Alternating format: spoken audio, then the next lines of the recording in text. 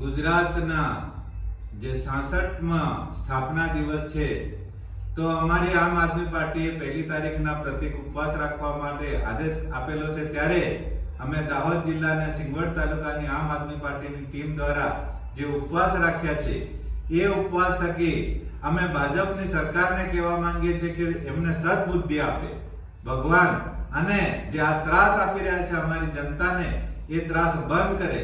દરેક જગ્યાએ અત્યારે ભલે અમારો માણસ સાચો હોય છતાં ખોટા કેસ કરવામાં આવે છે, દરેક જગ્યાએ ટકાવારી લેવામાં આવે છે, દરેક જગ્યાએ જે કામો થાય છે બોગસ થઈ રહ્યા છે। શિક્ષણમાં પણ ખૂબ ફી લેવામાં આવે છે, અને શિક્ષણ જે સારું મેળવી ચૂક્યા છે એમને આજ સુધી કોઈ રોજગાર નથી આપવામાં આવતો, ક્યાંય નોકરીઓનો સ્કોપ એમને રહેવા નથી દીધો।